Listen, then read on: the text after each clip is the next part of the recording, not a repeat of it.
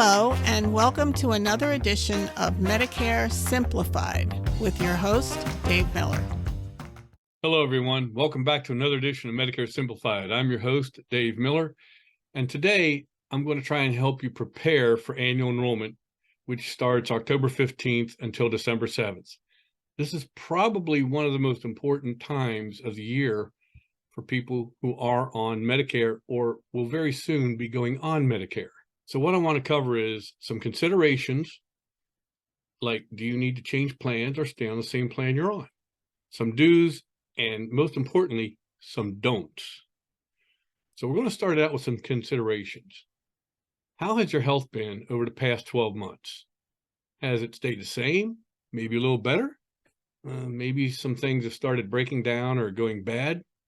Well, if things are starting to go downhill a little bit and you're on a zero premium plan, maybe it's time to consider a premium plan that has some lower copays and possibly more value-added benefits. If you're on Medigap, like Plan G or Plan N with a separate drug plan, and the price is getting a little dicey because it does go up every year, and it will continue to do so for some time, maybe it's time to look at switching to Medicare Advantage. And during Medicare's annual enrollment period, that's the time to do it. But remember, before you switch from Medigap to Medicare Advantage, keep in mind, you're not going to go back unless you're in impeccable health. And we all know once you start getting up in the years, chances are some things are going bad and they could underwrite you and then table rate you, in which case you'd pay a higher premium than if otherwise you'd stayed on it. Another thing to consider is if you're on a plan that came from your employer, like for example, school teachers have a thing called HOPS, and then there's government programs, or maybe you're on a employer program that was uniquely designed just for that particular company. Once you come off of those, it's highly unlikely you'll be able to get back on them. So again, take your time, think this out before you make any changes from any of those programs. With Medicare Advantage, you can always come back or switch around from one to another. You're guaranteed accepted no matter what. The other ones, once you're in, but if you go out, you're not going back in. So with that in mind, again, think about how your health is. Is it the same? Was the plan you're on taking care of you with reasonable premiums if you have a premium plan, co-pays you can afford? That's one thing to look at. On October 1st, companies will start sending out their annual notice of change packet. ANOC is what agents like myself refer to it as. This packet will tell you how your current Medicare Advantage plan or drug plan, if you're on Medigap, will change for the next year. You want to take a careful look at that. Just because the premium may have gone down a little bit or maybe up $1 or $2, is it still worth keeping? Look at a premium plan that you may have versus the copays. Like I've said in previous podcasts, if you're paying $50 a month and you have a $35 specialist copay, but you see another plan out there that's $20 a month and has a $25 copay, and other copays kind of like don't jive with the premium you're paying, definitely time to take a look at switching. Make sure the doctors and drugs are covered by your plan. Don't take somebody's word for it. Have the agent look them up. Better safe than sorry. I've already run into a few scenarios where a doctor wasn't in and the person said, hey, don't worry about it. It's only going to be $50. Turned out to be a couple of hundred. So you don't want to run into that predicament. Another thing to look at is remember that a higher dollar plan doesn't always mean it's going to be a better plan. So again, premium versus copays, is the ratio good? Or is it kind of like, what the heck is going on here? More money and higher copays? Okay, they give you a little more dental, but is that worth paying more for doctors, more for inpatient hospital, more for x-rays, lab work, and so on? I don't think so. Make sure you take a good look at that. Another thing to look at is the star rating. If you recall, I did a podcast with Ashley Mountain, and we talked about star ratings and how plans are designed. If you missed that episode, please go back and watch it. It was very good, and Ashley gave great examples on how plans are designed and created. If you're on Medigap and you're considering switching to Medicare Advantage, I did an interview with Tom Kennedy just prior to the previous one I mentioned. Again, fantastic information. And both of these people have been in the business for years. They actually work on designing plans and are in an executive level. Fantastic information, great interviews. They are a little lengthy, but they are full of good information. Make sure you have a pad and pen ready to take some notes. You're going to want to see those. Now, another thing I want to look at is if you've had a problem or a question, you couldn't get a hold of your agent and you called member services, were they prompt to answer the phone? Did you have to push 1, then 6, then 5, then 3, then 2, then 7, and then wait forever to get somebody on the phone only to be disconnected and not get a call back? Well, I don't know about you, but member service is important to me. I have questions, I want answers, and I don't want to wait around for half an hour, and I don't want to be on the phone for 3 hours just to get a simple question answered or a problem resolved. So member service to me is also vital in having the right company and the right plan with that company. Again, all of this is just some advice, things to think about and look at very, very hard. If you're going to go to a seminar, for example, company XYZ is holding a seminar, by all means, go. You're going to get accurate information from the companies that designed and put out the plans.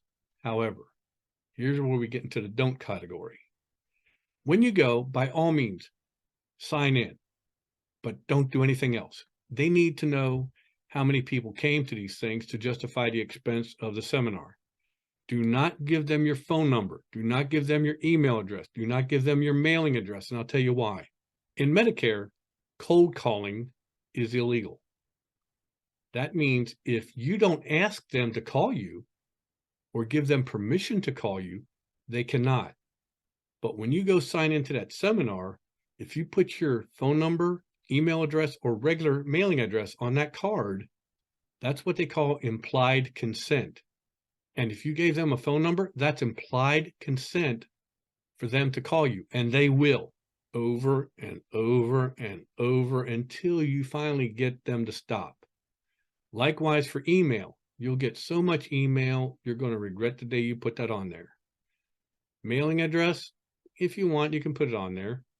After all you got to do is take it out of the mailbox and chuck it in the garbage can, right?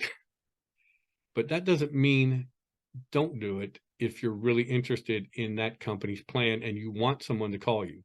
But if you're just going for education, or if you're already on that plan and just wanting to get more information on the updated plan for next year, then it's up to you if you want to put that on there or not. But if you're not with that company and you're just getting information for comparisons, only put your name first and last and nothing else. Just trying to look out for your best interest, because sometimes they'll sell that information to call centers, and I'll get to that in a minute.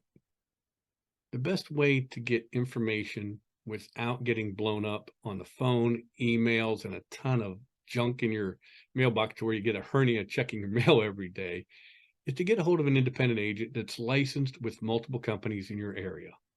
This way, they will sit down with you and go over everything, looking up doctors, drugs, comparing plans with ABC to XYZ to PDQ, and we all get the same commission regardless of what plan you pick. No matter what the premium, the commission doesn't change. That would be my advice, is to get with an independent agent. House agents, such as company XYZ, they're going to make it like a car dealership. They're going to try and sell you their product. They're going to try and move that out the door. Independent agents, we don't care what company you go with. We don't care which plan you go with. We are out to service you to make sure you are covered with the right plan at affordable rates, premium and copays. Now, here are some don'ts. Again, all printed material, whether it be mailers, information packets that you get in the mail, scripts that you hear somebody read on the radio, or TV commercials with celebrities like pro sports players, football, baseball, basketball, what have you, or movie stars or game show hosts, ignore all of it. Even though Medicare approved the script or the printed material, it's all going to be somewhat misleading somewhere in there. Now, I can't say that 100%, but a lot of times, especially when it comes to Part B buyback, oh, brother, there's some doozies out there for that. For example, they'll say, we'll get you $144 back on your Part B premium. What they don't tell you is that's the total amount throughout the year that you'll get back. So you get $12 back over a year and it's $144, right? It's not $144 monthly unless it states that. So look for that. Also, they will say, we will take care of your Part B premium and give you low to no cost on your drugs. That's true if you have medical assistance. If you don't have medical assistance, now we're into the bait and switch. And that can happen on any mailer, any commercial, whatever. They'll make you think that you have an amazing plan available to you, but then they'll say, well, you don't qualify, or it's not in your area. And then they'll switch you over to a different plan that is in your area just to try and make the sale. Again, this is where an independent agent can be a gem.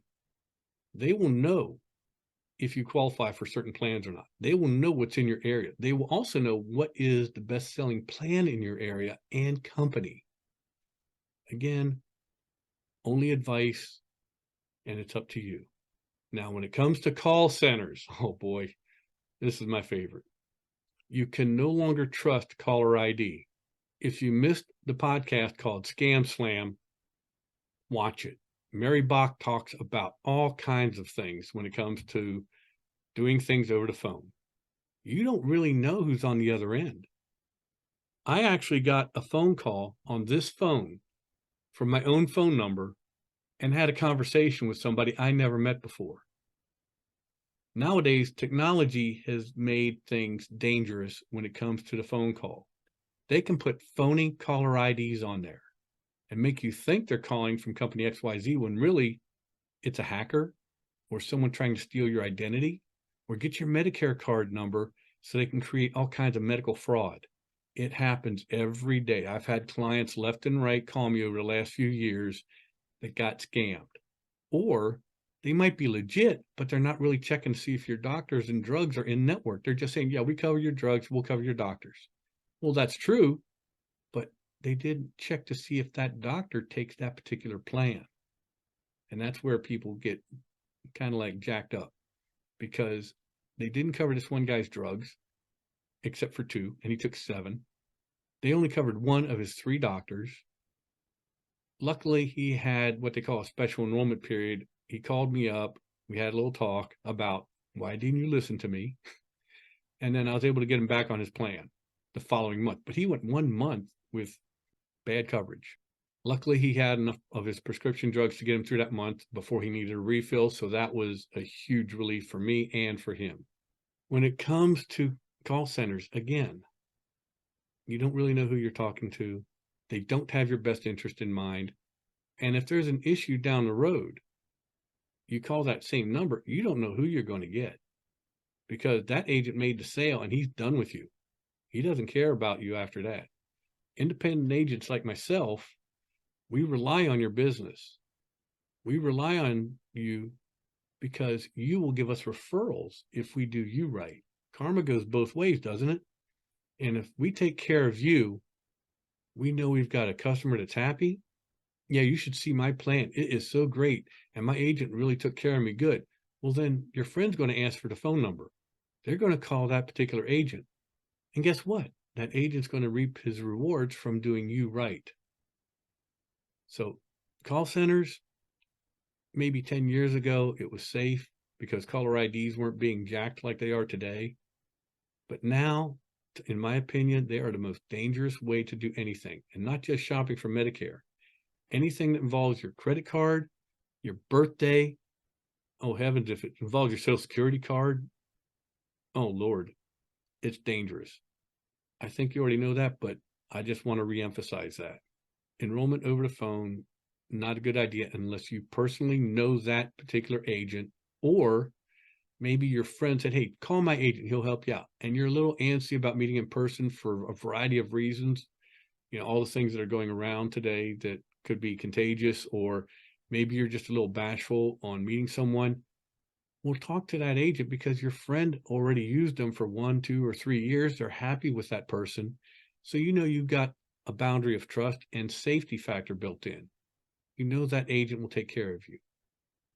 That's the best way I can tell you to prepare for Medicare's annual enrollment. I want you to make the right decisions during annual enrollment. I realize most of you probably aren't even in my area, and that's fine. I just want to make sure you, the Medicare beneficiary, are well prepared, make well-informed decisions, and do the right thing the first time around. You got 54 days from October 15th to December 7th, so there's no need to rush. And by preparing in August and September, you're ready. I hope this information was helpful, useful, and informative. Remember to click that little like button down there on the corner. And don't forget to subscribe and share this podcast with your friends. You never know. Some of these podcasts could really answer a lot of questions for them or educate them if they're getting ready for Medicare. I've enjoyed talking with you today, and I look forward to continuing our journey together. Have a great day. If you've enjoyed this podcast and don't want to miss future episodes of Medicare Simplified with me, Dave Miller, please subscribe wherever you get your podcasts. And don't forget to check out my book, Medicare Ready, Set, Go, available on Amazon in paperback and Kindle format. If you're looking for Medicare advice, please reach out to me at dave@mig4u.net or online at mig4u.net.